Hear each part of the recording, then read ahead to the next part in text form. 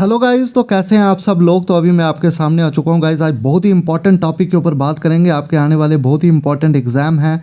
तो आज बात करेंगे सबसे पहले कि आप ओएमआर का जो पेपर होता है, आपका कोई भी कम्पिटिटिव पेपर है, आप चाहे जेके एसएसबी का दे रहे हैं या फिर सेंटर लेवल का आप पेपर दे रहे हैं, उसमें आपको ऑप्शन एलिमिनेशन किस तरह से करनी है, किस तरह से आप ऑप्शन को एलिमिनेट करके, बहुत बार आपने सुना होगा आपको ये सुजेशन दी जाती है कि ऑप्शन को एलिमिनेट करके पेपर में आपने आंसर टिक करना है। तो ऑप्शन कैसे एलिमिनेट किए जाते हैं ये मैं आपको आज सिखाऊंगा।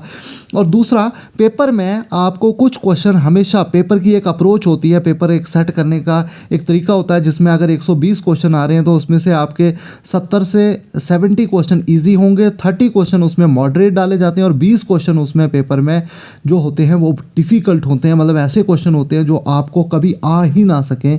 तो इस तरह का पेपर सेट करने का तरीका होता है। ये 70 क्वेश्चन आप कर लेंगे, 30 क्वेश्चन में आप एलिमिनेशन लगाएंगे, लेकिन जो ये 20 डिफ़िकल्ट होते हैं इसमें जो है, जो कम्पिटिटिव एग्ज़ाम में जो कैंडिडेट होता है वो तुक्का मारता है। लेकिन तुक्का किस तरह से मारना है वो आज इस वीडियो में सीखेंगे। लेकिन सबसे पहले आप चैनल को सब्सक्राइब कर लें। अगर चैनल पर पहली बार आ रहे हैं तो इस तरह की इंपॉर्टेंट वीडियोज़ आपको जो है ज़रूर यहाँ पर देखने को मिलेंगी। और साथ साथ में हमारे टेलीग्राम ग्रुप को डेफिनेटली ज्वाइन करें। वहाँ पर आपको इंपॉर्टेंट स्टडी मटीरियल जो है आपके वेरियस एग्जाम्स के लिए आपको मिल जाएगा। तो टेलीग्राम ग्रुप को ज़रूर ज्वाइन करें, जिसका लिंक जो है मैं डिस्क्रिप्शन में डाल दूंगा, या डायरेक्टली जेके एसएसबी स्पेशल सर्च करके आप जो है हमारे टेलीग्राम ग्रुप को ज्वाइन कर सकते हैं और हमारे चैनल को डेफिनेटली जो है सब्सक्राइब करें। तो चलिए गाइस, अब बात करेंगे कि ओएमआर पेपर में ऑप्शन एलिमिनेशन अप्रोच कैसे करें, या फिर आपको बिल्कुल तुक्का किस तरह से मारे वो भी आज मैं आपको सिखाऊंगा।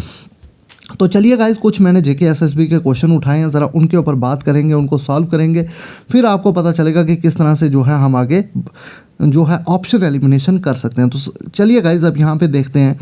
पहला क्वेश्चन, ये जम्मू कश्मीर का क्वेश्चन पूछा गया कि काला हुई ग्लेशियर जो है वो कहाँ पे है। तो काला हुई ग्लेशियर जो है हमारे JNK में है, लेकिन अब 4 ऑप्शन दिए गए हैं कि गुलमर्ग में है, पहलगाम में है, सोनमर्ग में है या मानसबल में है। तो गाइस, सबसे पहले अगर आपको इतना पता है कि कौन सी जगह किस डिस्ट्रिक्ट में है तो आप इस क्वेश्चन का आंसर जो है एलिमिनेट कर सकते हैं। अब अगर मानसबल की बात करें, तो मानसबल लेक की अगर बात करें तो ये आपका गांधरबल डिस्ट्रिक्ट में है, तो गांधरबल डिस्ट्रिक्ट में काला हुई ग्लेशियर नहीं है। अगर नेक्स्ट बात करें गुलमर्ग की, तो गुलमर्ग आपका बारामूला में है, तो बारामूला में जो है आपका बिल्कुल भी काला हुई ग्लेशियर नहीं है। तो ये 2 ऑप्शन यहाँ पे एलिमिनेट हो जाते हैं। मतलब अब आपके पास बचा एक पहलगाम और दूसरा आपके पास बचा सोनमर्ग। सोनमर्ग आपका जो है ये गांधरबल में है और पहलगाम आपका अनंतनाग में है। लेकिन आपको पता है कि वहाँ पे जाने के लिए 2 रास्ते हैं, गांधरबल वाली साइड से भी है और पहलगाम वाली बस साइड से भी है। तो जेके एसएसबी ने 2 बिल्कुल क्लोज ऑप्शन यहाँ पे रखे हैं। लेकिन काला हुई ग्लेशियर आप याद रखें, ये आपका अनंतनाग डिस्ट्रिक्ट में है, इसलिए आपका राइट आंसर जो है वो पहलगाम ही यहाँ पे रहने वाला है। तो अगर आप 2 ऑप्शन एलिमिनेट कर जाते हैं तो आपका 50% चांस होता है कि आप क्वेश्चन को राइट मार्क करेंगे। और पेपर में मैं यही सुजेशन दूंगा कि आप इस तरह के क्वेश्चन को डेफिनेटली जो है वहाँ पर मार्क करके आएँ। चाहे आपका अगर 2 आप एलिमिनेट कर रहे हैं तो 2 में अगर आपको डाउट है तो उस क्वेश्चन को आप कर लें, क्योंकि 50% चांस है कि आप उस क्वेश्चन को जो है ठीक कर लेंगे। तो आई होप आपको समझ आई होगी। नेक्स्ट अगर बात करें किस तरह से ऑप्शन एलिमिनेशन लगानी है, अगले क्वेश्चन की तरफ चलेंगे। तो नेक्स्ट क्वेश्चन है आपके सामने।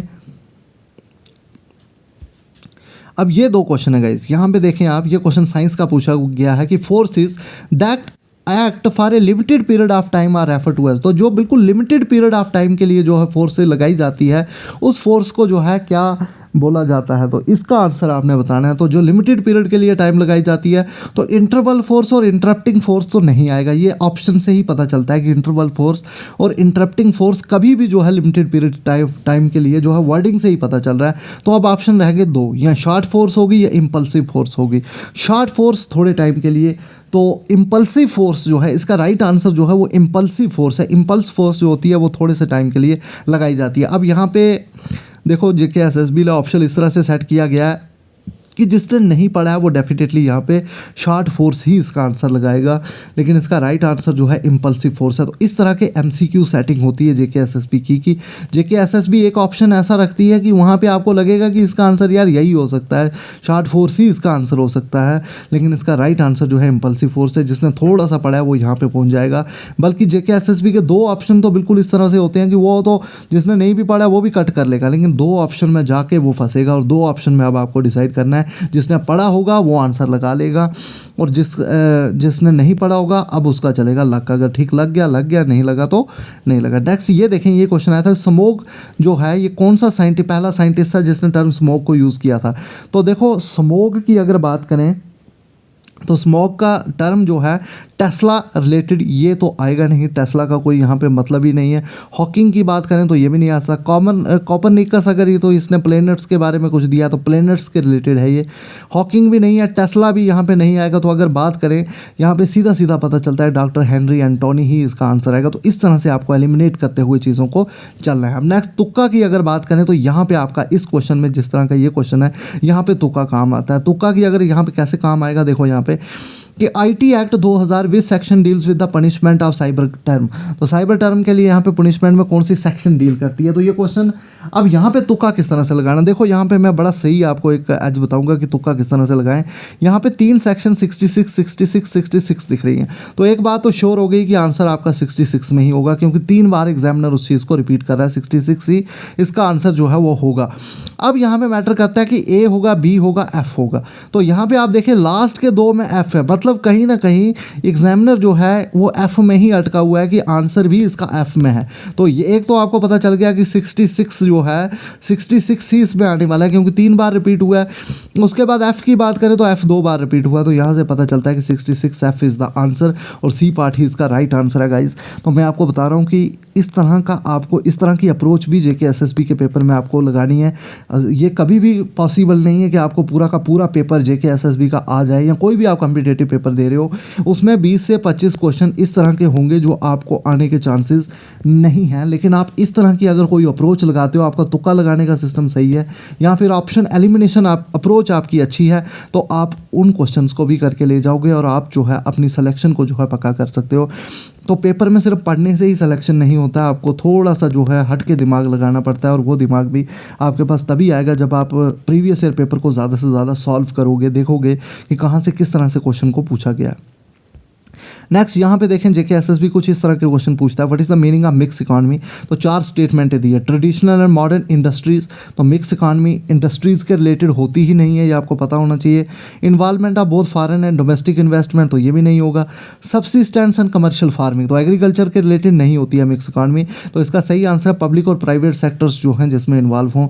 तो देखो कितना ईजी, अगर आपने थोड़ी बहुत भी स्टडी की है, थोड़ा बहुत भी चीज़ों के बारे में आपको पता है, तो आप आंसर निकाल के ले जाओगे।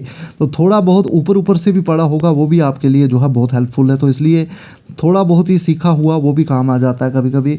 तो स्टेटमेंटें बनाई हैं बिला शक, लेकिन ये क्वेश्चन जो है बहुत ही इजी क्वेश्चन है। तो यही आपकी अप्रोच जो है जेके एसएसबी के पेपर्स में जो है वो रहनी चाहिए। अगर इस तरह से आप जो है पेपर्स में क्वेश्चन करते चले जाओगे तो आप जो है सारे आंसर्स को ठीक जो है वहाँ पे कर सकते हो। यहाँ पे अगर बात करें which of the following is not a tributary of Jhelum river, Jhelum river की ट्रिब्यूटरी कौन सी नहीं है। तो यहाँ पे देखिए विशव, सिंध नाला, रोमुशी। चलो आपको इन 3 के बारे में नहीं पता है अगर, तो यहाँ पे देखिए वेरीनाग तो एक सोर्स है, वेरीनाग जो है ये सोर्स है झेलम रिवर का, ना कि एक ट्रिब्यूटरी। तो सिर्फ यहाँ से ही पता चल जाता है, बाकी ऑप्शन को आपको पढ़ने की ज़रूरत ही नहीं है। तो यहाँ से ही आप पूरा क्वेश्चन निकाल के ले जाओगे, एलिमिनेशन की भी अप्रोच नहीं है। तो तुक्का कैसे मारें थोड़ा बहुत मैंने आपको आइडिया दिया। पूरा पेपर तुक्के से तो नहीं हो पाएगा, लेकिन अगर आपने पढ़ा है, अगर आपने अच्छे से पढ़ा है तो 70-80 क्वेश्चन आपको इजी पेपर में देखने को मिलेंगे, वो तो आप कर ले जाएंगे। जो 30 क्वेश्चन मॉडरेट होंगे वहाँ पर आप जो है क्या करोगे, वहाँ पर आप ऑप्शन एलिमिनेट करोगे, और जो 20 क्वेश्चन पेपर में बचेंगे वहाँ पर आपने लगाना है अपना तुक्का। तुक्का वर्क भी पेपर में करना पड़ता है, और अगर वो तुक्का वर्क आपका 60 to 70% भी सही निकल गया तो आपको जॉब में मिल जाएगी सिलेक्शन। तो पेपर में 3 चीज़ें करनी पड़ती हैं। Option elimination, first of all तो आपने जो पढ़ा है उसमें से 70 to 80%, 70% पेपर आपको पढ़ा हुआ आना चाहिए। उसके बाद 20% पेपर जो है आप जो है ऑप्शन एलिमिनेशन से करोगे, और जो 10% है उसमें आप करोगे गैस वर्क, जिसको बोलते हैं तुक्का। तो तुक्का भी पेपर में लगाना बहुत ही ज़रूरी है। तो थैंक यू गाइज़। बाकी अगर वीडियो आपको अच्छी लगी है तो चैनल को सब्सक्राइब कर लें। बाकी मिलते हैं नेक्स्ट वीडियो के साथ।